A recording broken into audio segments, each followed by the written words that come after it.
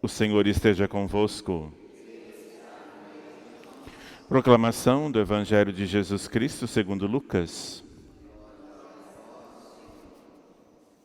Naquele tempo, Jesus atravessava cidades e povoados, ensinando e prosseguindo a caminho para Jerusalém.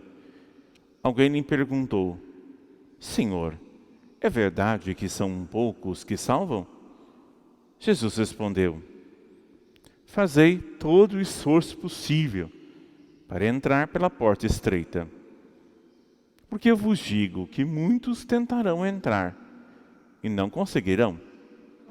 Uma vez que o dono da casa se levanta e fechar a porta, vós ao lado de fora começareis a bater, dizendo: Senhor, abre-nos a porta. E ele responderá: Não sei de onde sois. Então começareis a dizer: Nós comemos e bebemos diante de ti, e tu ensinastes em nossas praças.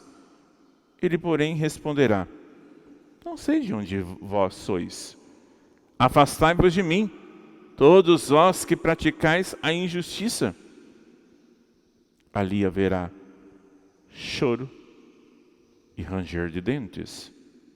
Quando virdes Abraão, Isaque e Jacó, junto com todos os profetas do reino de Deus, e vós, porém, sendo lançados fora, virão homens do Oriente e do Ocidente, do Norte e do Sul, e tomarão lugar à mesa no reino de Deus.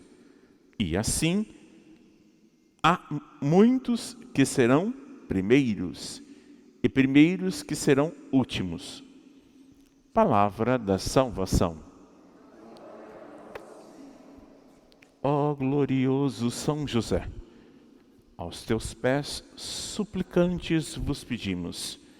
Glorioso São José, foste exaltado pelo Pai, obedecido pelo Verbo encarnado e favorecido pelo Espírito Santo e amado pela Virgem Maria. Louve e bendigo a Santíssima Trindade pelos privilégios e méritos com que vos enriqueceu. Sois poderosíssimo e jamais alguém se ouviu dizer que tenha recorrido a vós e não fosse por vós desamparado. Sois o consolador dos aflitos, amparo dos míseros, advogado dos pecadores. Acolhei, pois, com bondade paternal, a quem vos invoca com filial confiança, e alcancemos a graça que vos peço. E escolho por especial protetor, se depois de Maria, minha consolação na terra, meu refúgio, e nas desgraças, meu guia, nas incertezas, meu conforto, nas tribulações, meu Pai, solícito em todas as necessidades, obedecendo-me finalmente como coroa dos vossos favores, com uma boa e santa morte. São José, valei-nos. Ó Virgem dolorosíssima, as vossas lágrimas derrubaram o império infernal. Em nome do Pai, e do Filho, e do Espírito Santo. Amém. Estimados, amados todos do Senhor, caros católicos, Paulo, na primeira carta aos Romanos, que nós estamos vendo, obras da carne, obras do Espírito. Ontem, a primeira leitura, Paulo diz que esses sofrimentos que temos hoje não se compara à glória do céu. Por que o justo sofre? Por que nós, neste mundo, passamos por aflições? Um sofrimento sem Deus é um sofrimento do inferno. Um sofrimento com Deus é um sofrimento com o purgatório. E, pois já somos salvos, mas na esperança. O objeto da esperança é aquilo que a gente está vivendo. Como pode alguém esperar o que já se vê? Mas esperamos, e como se não vemos, porque estamos guardando mediante a perseverança. Aqui há uma esperança. E essa esperança podemos chamar de Espírito Santo.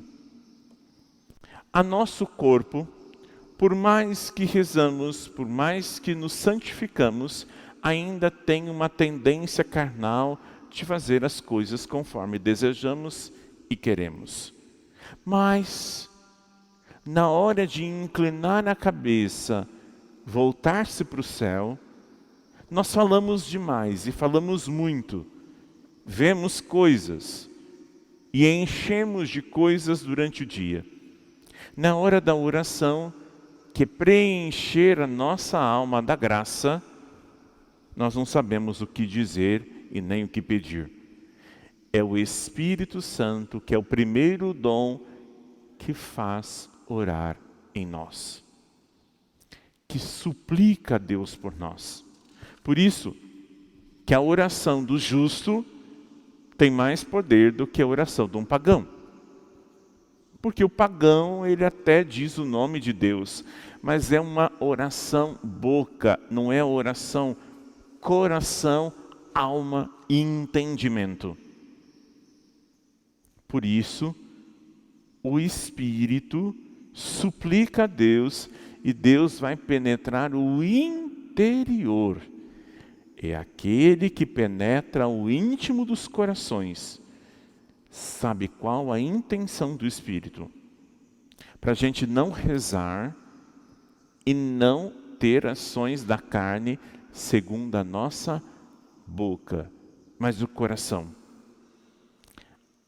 Mas não podemos pegar essa frase e dizer assim, Deus conhece o meu coração e sabe o que eu vou pedir. Não, é uma oração fervorosa, é uma oração ungida. Por isso que você tem que saber o que você pede. Tem que saber o que você quer.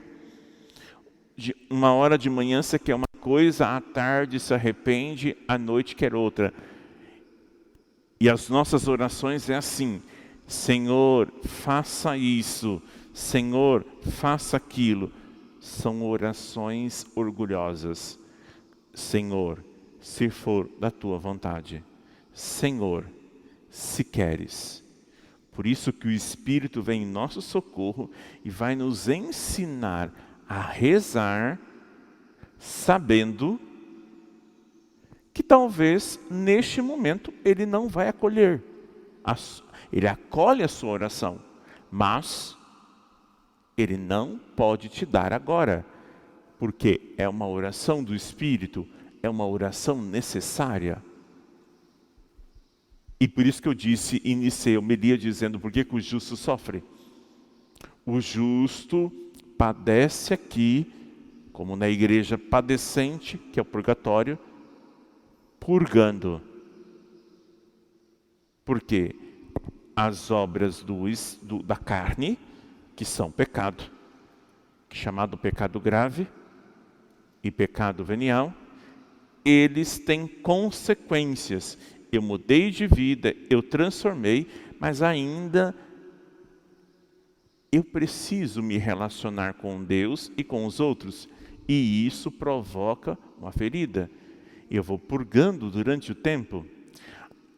O Espírito suscita em nós para apagar tudo isso. Então, uma oração do Espírito é uma oração para que Deus faça sempre a vontade dEle e nunca a nossa. Porque a hora que Paulo vai nos dizer, sabemos que tudo contribui para o bem daqueles que amam a Deus, daqueles que são chamados para a salvação, de acordo com o projeto de Deus. A gente corta esse versículo bíblico, é do 28, a gente corta. A gente diz assim, tudo concorre para o bem dos que amam a Deus. Mas tem mais. Aqueles que são chamados para a salvação, de acordo com o projeto de Deus. Fome. tudo concorre para o bem dos que amam a Deus. Doença, tudo concorre para o bem dos que amam a Deus. Fui traído, tudo concorre para o bem dos que amam a Deus. Estou sendo perseguido, tudo concorre para o bem dos que amam a Deus. Estou sozinho, tudo concorre para o bem dos que amam a Deus. Pedi um emprego, tudo concorre para o bem dos que amam a Deus. Por quê? É para a salvação. Lembre-se, Deus não permite alguma coisa em sua vida, sendo que Ele não tira algo de bom. Você, embanhado do Espírito, vai olhar a realidade humana com a realidade sobrenatural. Então você vai olhar não como alguém que me persegue, não alguém que humilha, porque aqueles que se humilham na presença de Deus serão exaltados. Então, são chamados para a salvação de acordo com o projeto de Deus. Tudo que acontece com você é chamado para a salvação. Não de acordo com o seu projeto, mas o projeto de Deus. Pois aquele que Deus contemplou com o seu amor desde sempre, a esses Ele predestinou a sermos conforme a imagem do Filho, para que seja primogênito numa multidão de irmãos. Aqueles que Deus predestinou também se chamou. E chamou também e tornou justos. O que tornou justo também se glorificou. Você é chamado à santidade. E se o Filho não foi poupado, você será poupado? Nossa Senhora não foi poupada. São José não foi poupado. Por que você vai se poupar? Nossa fé não é uma fé em que nós vamos sempre ter coisas boas e no inimigo coisas ruins. Para nós é ruim, para os outros mais ainda. Tudo concorre para o bem dos que amam a Deus e buscam a salvação. Nosso Senhor não foi poupado da cruz. São José não foi poupado da fuga do Egito. Nossa Senhora não foi poupada da aflição, a perda de Jesus no templo. Ela não foi poupada das dores da cruz. Mas isso contribuiu para o silêncio, a entrega de Maria na cruz. Olha a humanidade. E tudo concorre para o bem. Por que eu estou dizendo isso? Porque o Evangelho vai dizer assim: olha, meus filhinhos, no mundo terás aflições, mas a minha glória é maior ainda.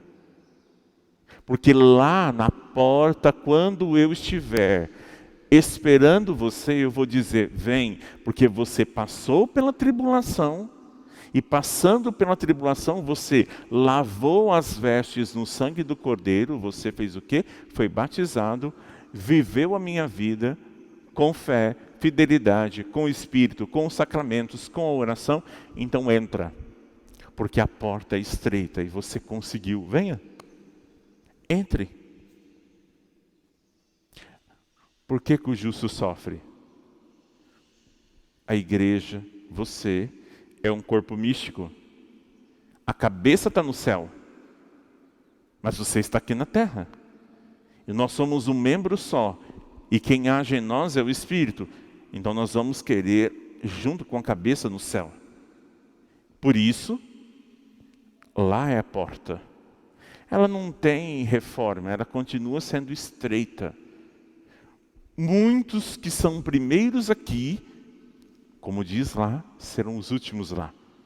E os últimos aqui, os rejeitados pelo mundo, aqueles que para o mundo, como diz Paulo, é pequeno, é descartável, Deus aceita. Aquilo que o mundo ama, Deus ama. Aliás, aquilo que o mundo rejeita, Deus ama. E Deus aceita. Porque não viveu a carne, viveu o Espírito. E em esperança e em fé, entrou na porta estreita. Por isso que nós precisamos contar com a graça. Não é por mérito, não é por causa dos seus méritos, é graça. E aí, olha o final. Virão homens do Oriente, do Ocidente, do Norte e do Sul e tomarão o lugar à mesa do reino de Deus. Ou seja, o banquete, o Cordeiro está esperando. O que nós estamos celebrando aqui já é a antecipação do céu, só que no tempo presente. E aqui é para reerguermos e as nossas forças ser revigorados no Senhor. Irás comungar o Cristo e diz assim: estou ansioso, Senhor, por vós. Eu, às vezes, rezo coisas humanas, mas eu sei, Senhor, que a minha reta intenção é unir-se a Ti. A Sua paixão, mas a Sua ressurreição.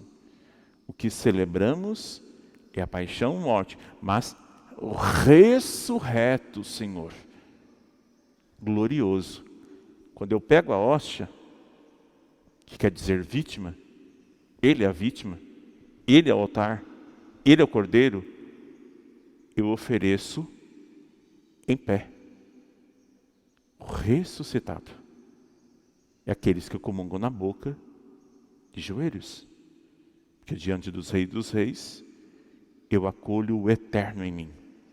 E o eterno em mim vai me dar coisas eternas. Corações ao alto. Ofertemos.